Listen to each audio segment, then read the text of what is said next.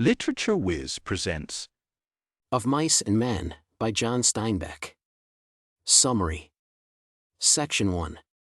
The story opens with the description of a riverbed in rural California, a beautiful, wooded area at the base of Golden Foothill slopes. A path runs to the river, used by boys going swimming and riffraff coming down from the highway. Two men walk along the path. The first, George, is small, wiry, and sharp-featured, while his companion, Lenny, is large and awkward. They are both dressed in denim, farmhand attire. As they reach a clearing, Lenny stops to drink from the river, and George warns him not to drink too much or he will get sick, as he did the night before. As their conversation continues, it becomes clear that the larger man has an intellectual disability, and that his companion looks out for his safety. George begins to complain about the bus driver who dropped them off a long way from their intended destination, a ranch on which they are due to begin work. Lenny interrupts him to ask where they are going. His companion impatiently reminds him of their movements over the past few days, and then notices that Lenny is holding a dead mouse. George takes it away from him. Lenny insists that he is not responsible for killing the mouse, that he just wanted to pet it, but George loses his temper and throws it across the stream. George warns Lenny that they are going to work on a ranch, and that he must behave himself when they meet the boss. George does not want any trouble of the kind they encountered in Weed, the last place they worked. George decides that they will stay in the clearing for the night, and as they prepare their bean supper, Lenny crosses the stream and recovers the mouse, only to have George find him out immediately and take the mouse away again. Apparently, Lenny's Aunt Clara used to give him mice to pet, but he tends to break small creatures unintentionally when he shows his affection for them, killing them because he doesn't know his own strength. As the two men sit down to eat, Lenny asks for ketchup. This request launches George into a long speech about Lenny's ungratefulness. George complains that he could get along much better if he didn't have to care for Lenny. He uses the incident that got them chased out of Weed as a case in point. Lenny, a lover of soft things, stroked the fabric of a girl's dress, and would not let go. The locals assumed he assaulted her, and ran them out of town. After this tirade, George feels sorry for losing his temper and apologizes by telling Lenny's favorite story, the plan for their future happiness. The life of a ranch hand, according to George, is one of the loneliest in the world, and most men working on ranches have no one to look out for them. But he and Lenny have each other, and someday, as soon as they manage to save enough money, they will buy a farm together and, as Lenny puts it, live off the fat of the land. They will grow their own food, raise livestock, and keep rabbits, which Lenny will tend. This familiar story cheers both of them up. As night falls, George tells Lenny that if he encounters any trouble while working at the ranch, he is to return to this clearing, hide in the bushes, and wait for George to come. Section 2. The next day, Lenny and George make their way to the ranch bunkhouse, where they are greeted by Candy, an aging swamper, or handyman, who has lost his right hand. The bunkhouse is an unadorned building where the men sleep on burlap ticking and keep their few possessions in apple boxes that have been nailed to the walls. George is dismayed to find a can of lice powder in his bunk, but Candy assures him that he's in no danger of being infested, since the man who slept there before George was remarkably clean. George asks about the boss, and Candy reports that although the boss was angry that George and Lenny did not arrive the previous night as he had expected them to, he can be a pretty nice fella. Candy relates how the boss gave the men a gallon of whiskey for Christmas, which immediately impresses George. The boss appears and questions the pair about their late arrival. George blames it on the bus driver, who, he claims, lied to them about their proximity to the ranch. When the boss asks about their skills and previous employment, George speaks for Lenny to prevent him from revealing his lack of intelligence. When Lenny momentarily forgets George's instructions and speaks, George becomes visibly nervous. Their behavior strikes the boss as suspicious, and he asks why George feels the need to take such good care of his companion. He wonders if George is taking advantage of a man who lacks the faculties to take care of himself. George replies that Lenny is his cousin and was kicked in the head by a horse when he was young, so George has to look out for him. The boss remains suspicious and warns George not to try to pull anything over on him. Nonetheless, they are assigned to one of the grain teams, working under a man named Slim. Once the boss leaves the bunkhouse, George berates Lenny for having spoken up. Candy overhears George telling Lenny that he is glad they are not actually related. George warns Candy that he doesn't appreciate other people sticking their noses in his business, but Candy assures him that he minds his own business and has no interest in their affairs. Accompanying Candy is an ancient, half-blind sheepdog, an animal that the old man has raised since it was a puppy. Soon enough, Curly, the boss's son, a small young man who wears a Vaseline-filled work glove on his left hand and high-heeled boots to distinguish himself from the laborers, joins them. Curly, an aggressive and malicious ex-boxer, immediately senses that he might have some fun at Lenny's expense, and begins to demand that the big guy talk.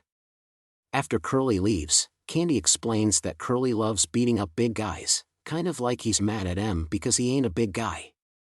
Curly's temper has only gotten worse since his recent marriage to a tart who enjoys flirting with the ranch hands. Candy leaves to prepare wash basins for the men who will soon return from the fields, and George tells Lenny to steer clear of Curly, because fighting the bastard will likely cost them their jobs. Lenny agrees, assuring George that he doesn't want any trouble. George reminds him again of the meeting place they agreed on should anything go wrong. At that moment, Curly's wife, a pretty, heavily made-up woman with a nasal voice, appears. She claims to be looking for her husband and flirts with the two men and Slim, the skilled mule driver, who passes by outside. Slim tells her that Curly has gone into the house, and she hurries off. Lenny speaks admiringly of how petty the woman is, and George angrily orders him to stay away from that bitch. Lenny, suddenly frightened, complains that he wants to leave the ranch, but George reminds him that they need to make some money before they can buy their own land and live their dream. Slim enters the bunkhouse. His talents make him one of the most important and respected men on the ranch. There is a gravity in his manner, and everyone stops talking and listens when he speaks. He converses with Lenny and George, and is quietly impressed by their friendship, appreciating the fact that they look out for one another. The men are joined by Carlson, another ranch hand. Carlson asks about Slim's dog, which has just given birth to 9 puppies. Slim reports that he drowned 4 of the puppies immediately because their mother would have been unable to feed them. Section 3. At the end of the workday, Slim and George return to the bunkhouse. Slim has agreed to give one of the pups to Lenny, and George thanks him for his kindness, insisting that Lenny is dumb as hell, but is neither crazy nor mean. Slim appreciates George's friendship with Lenny, saying that it is a welcome change in a world where no one ever seems to give a damn about nobody. George confides in Slim the story of how he and Lenny came to be companions. They were born in the same town, and George took charge of Lenny after the death of Lenny's Aunt Clara. At first, George admits, he pushed Lenny around, getting him to do ridiculous things, such as jumping into a river even though he didn't know how to swim. After watching his friend nearly drown, George felt ashamed of his behavior. Since that day, he has taken good care of his companion, protecting him even when he gets in trouble. For example, in Weed, the last town where they worked, Lenny wanted to touch the fabric of a girl's red dress. When she pulled away, Lenny became frightened and held onto her until George hit him over the head to make him let go. The girl accused Lenny of rape, and George and Lenny had to hide in an irrigation ditch to escape a lynch mob. Lenny comes into the bunkhouse, carrying his new puppy under his coat. George berates him for taking the little creature away from its mother. As Lenny returns the puppy to the litter, Candy and Carlson appear. Carlson begins to complain again about Candy's dog, saying that it stinks and that it ain't no good to himself. He urges Candy to shoot the animal. Candy replies that he has had the dog for too many years to kill it, but Carlson continues to pressure him. Eventually Slim joins in, suggesting that Candy would be putting a suffering animal out if it's misery. Slim offers him a puppy and urges him to let Carlson shoot the dog. Another farmhand, Whit, enters and shows Slim a letter written by a man they used to work with published in a pulp magazine. The short letter praises the magazine. As the men marvel over it, Carlson offers to kill the dog quickly by shooting it in the back of the head. Reluctantly, Candy gives in. Carlson takes the dog outside, promising Slim that he will bury the corpse. After a few awkward moments of silence, the men hear a shot ring out, and Candy turns his face to the wall. Crooks, the black stable hand, comes in and tells Slim that he has warmed some tar to put on a mule's foot. After Slim leaves, the other men play cards and discuss Curly's wife, agreeing that she will make trouble for someone. As George says, she's a jailbait all set on the trigger. Whit invites George to accompany them to a local whorehouse the following night. Whit discusses the merits of old Susie's place over Clara's, it being cheaper and having nice chairs, but George comments that he cannot afford to waste his money because he and Lenny are trying to put together a stake. Lenny and Carlson come in. Carlson cleans his gun and avoids looking at Candy. Curly appears looking for his wife again. Full of jealousy and suspicion, he asks where Slim is. When he learns that Slim is in the barn, he storms off in that direction, followed by Whit and Carlson, who hope to see a fight. George asks Lenny if he saw Slim with Curly's wife in the barn, and Lenny says no. George warns his companion against the trouble that women cause, and then Lenny asks him to describe the farm that they hope to buy. As George talks, Candy listens and becomes excited by the idea of such a beautiful place. He asks if the place really exists. George is guarded at first, but soon says that it does and that the owners are desperate to sell it. Overcome with hope, Candy offers to contribute his life savings if they allow him to live there too. Since he is old and crippled, he worries that the ranch will let him go soon. The men agree that after a month of work at this ranch, they will have enough money saved to make a down payment on the house. George tells the other two not to tell anyone else about their plan. As they hear the other men's voices approaching, Candy says quietly to George that he should have shot his old dog himself, and not let a stranger do it. Slim, Curly, Carlson, and Whit return. Curly apologizes to Slim for his suspicions, and then the other men mock him. Knowing that Slim is too strong to be beaten in a fight, Curly looks to vent his rage elsewhere. He finds an easy target in Lenny, who is still dreaming of the farm and smiling with childlike delight. Though Lenny begs to be left alone, Curly attacks him. He throws several punches, bloodying Lenny's face, and hits him in the gut before George urges Lenny to fight back. On George's command, Lenny grabs Curly's right hand and breaks it effortlessly. As Slim leads Curly away to a doctor, he warns him not to have George and Lenny fired, or he will be made the laughingstock of the ranch. Curly consents not to attempt to have them fired. George comforts Lenny, telling him that the fight was not his fault and that he has nothing to fear. Lenny's only fear is that he will not be allowed to tend the rabbits on their farm. George assures him that he will. Section 4. The next evening, Saturday, Crooks sits on his bunk in the harness room.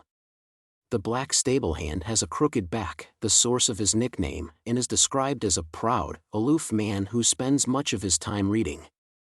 Lenny, who has been in the barn tending to his puppy, appears in the doorway, looking for company. Crooks tells him to go away, saying that if he, as a black man, is not allowed in the white quarters, then white men are not allowed in his. Lenny does not understand. He innocently reports that everyone else has gone into town and that he saw Crooks's light on and thought he could come in and keep him company. Finally, despite himself, Crooks yields to Lenny's disarming smile and invites him in. Soon enough, Lenny forgets his promise to keep the farm a secret and begins to babble cheerfully about the place that he and George will buy someday. Crooks does not believe him, assuming that the fantasy is part of Lenny's intellectual disability. He tells Lenny about his own life, recounting his early days on a chicken farm when white children visited and played with him. Still, he says, he felt keenly alone even then. His family was the only black family for miles, and his father constantly warned him against keeping company with their white neighbors. The importance of this instruction escaped Crooks as a child, but he says that he has come to understand it perfectly. Now, as the only black man on the ranch, he resents the unfair social norms that require him to sleep alone in the stable. Feeling weak and vulnerable himself, Crooks cruelly suggests that George might never return from town. He enjoys torturing Lenny, until Lenny becomes angry and threatens Crooks, demanding to know who hurt George. Crooks hastily backs down, promising that George will come back, and begins to talk about his childhood again, which returns Lenny to his dreams of owning the farm. Crooks bitterly says that every ranch hand has the same dream. He adds that he has seen countless men go on about the same piece of land, but nothing ever comes of it. A little piece of land, Crooks claims, is as hard to find as heaven. Candy eventually joins them, entering Crooks's room for the first time in all of the years they have worked together. Both men are uncomfortable at first, but Candy is respectful and Crooks pleased to have more company. Candy talks to Lenny about raising rabbits on the farm. He has been busy calculating numbers and thinks he knows how the farm can make some money with rabbits. Crooks continues to belittle their dream until Candy insists that they already have the land picked out and nearly all the money they'll need to buy it. This news piques the black man's interest. Shyly, Crooks suggests that maybe they could take him along with them. But Curly's wife appears and interrupts the men's daydreaming. Curly's wife asks about her husband, then says she knows that the men went to a brothel, cruelly observing that they left all the weak ones here. Crooks and Candy tell her to go away, but instead she starts talking about her loneliness and her unhappy marriage. Candy insists that she leave and says proudly that even if she got them fired, they could go off and buy their own place to live. Curly's wife laughs at him, then bitterly complains about her life with Curly. She sums up her situation, admitting that she feels pathetic to want company so desperately that she is willing to talk to the likes of Crooks, Candy, and Lenny. She asks what happened to her husband's hand, and does not believe the men when they insist that he got it caught in a machine. She teases Lenny about the bruises on his face, deducing that he got injured in the scuffle with Curly. Fed up, Crooks insists that she leave before he tells the boss about her wicked ways, and she responds by asking if he knows what she can do to him if he says anything. The implication is clear that she could easily have him lynched, and he cowers.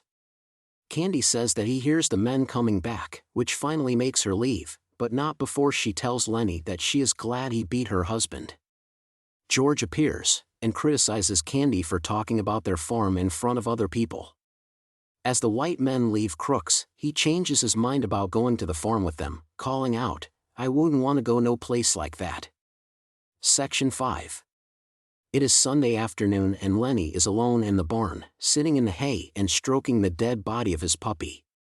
He talks to himself, asking the animal why it died. "You ain't so little as mice. I didn't bounce you hard." Worrying that George will be angry and will not let him raise the rabbits on their farm, he starts to bury it in the hay. He decides to tell George that he found it dead, but then realizes that George will see through this lie. Frustrated, he curses the dog for dying and hurls it across the room. Soon, though, Lenny retrieves the puppy, strokes it again, and reasons that perhaps George won't care, since the puppy meant nothing to George. As he talks to himself, Curly's wife enters and sits beside him. Lenny hastily hides the puppy and tells her that George ordered him not to speak to her. She reassures him that it is safe for him to talk to her, pointing out that the other men are occupied with a horseshoe tournament outside and will not interrupt them. She discovers the puppy and consoles him about its death, declaring that the whole country is full of mutts. She then complains about her loneliness and the cold treatment she gets from the ranch hands. She tells Lenny about her dreams of living a different life. She reveals that her mother denied her the opportunity to join a traveling show when she was 15 and then, years later, a talent scout spotted her and promised to take her to Hollywood to become a movie star. When nothing came of it, she decided to marry Curly, whom she dislikes. Lenny continues to talk about his rabbits, and she asks him why he likes animals so much. Lenny replies that he likes to touch soft things with his fingers. She admits that she likes the same thing, and offers to let him stroke her hair. She warns him not to muss it, but he quickly becomes excited and holds on too tight, frightening her. When she cries out, Lenny panics and clamps his strong hands over her mouth to silence her. The more she struggles, the tighter his grip becomes, and he shakes her until her body goes limp. Lenny has broken her neck. The barn goes still as Lenny realizes what he has done. He tries to bury Curly's wife in the hay, worrying chiefly that George will be angry with him. Taking the puppy's body with him, he flees toward the meeting place that George designates at the book's opening, the clearing in the woods. Candy comes looking for Lenny and finds the body. He calls George, who realizes immediately what has happened. George expresses the hope that maybe Lenny will just be locked up and still be treated well, but Candy tells him that Curly is sure to have Lenny lynched. Candy asks George if the two of them can still buy the farm, but sees from George's face that the idea is now impossible.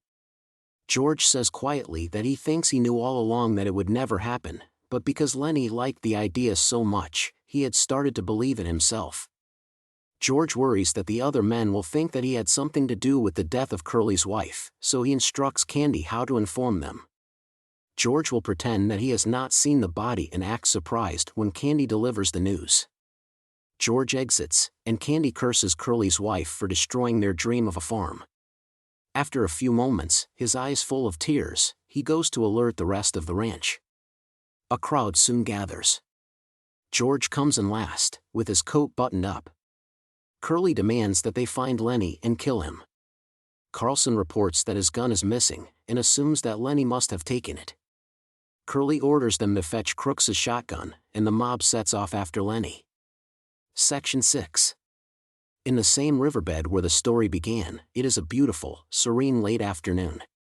A heron stands in a shaded green pool, eating water snakes that glide between its legs. Lenny comes stealing through the undergrowth and kneels by the water to drink. He is proud of himself for remembering to come here to wait for George, but soon has two unpleasant visions. His Aunt Clara appears from out of Lenny's head and berates him, speaking in Lenny's own voice, for not listening to George, for getting himself into trouble, and for causing so many problems for his only friend. Then a gigantic rabbit appears to him, also speaking in Lenny's own voice, and tells him that George will probably beat him and abandon him. Just then, George appears. He is uncommonly quiet and listless. He does not berate Lenny. Even when Lenny himself insists on it, George's tirade is unconvincing and scripted. He repeats his usual words of reproach without emotion. Lenny makes his usual offer to go away and live in a cave, and George tells him to stay, making Lenny feel comforted and hopeful. Lenny asks him to tell the story of their farm, and George begins, talking about how most men drift along, without any companions, but he and Lenny have one another. The noises of men in the woods come closer, and George tells Lenny to take off his hat and look across the river while he describes their farm. He tells Lenny about the rabbits, and promises that nobody will ever be mean to him again. "Please do it now," Lenny says. "Please get that place now." George agrees. He raises Carlson's gun, which he has removed from his jacket, and shoots Lenny in the back of the head. As Lenny falls to the ground and becomes still, George tosses the gun away and sits down on the riverbank. The sound of the shot brings the lynch party running to the clearing. Carlson questions George, who lets them believe that he wrestled the gun from Lenny and shot him with it. Only Slim understands what really happened. "You hadda, George. I swear you hadda," he tells him. Slim leads George, who is numb with grief, away from the scene, while Carlson and Curly watch incredulously, wondering what has eaten them two guys. Thank you for watching. If you want the videos to continue, all you have to do is like and subscribe. You can share the books you want with us as comments. May the magic be with you.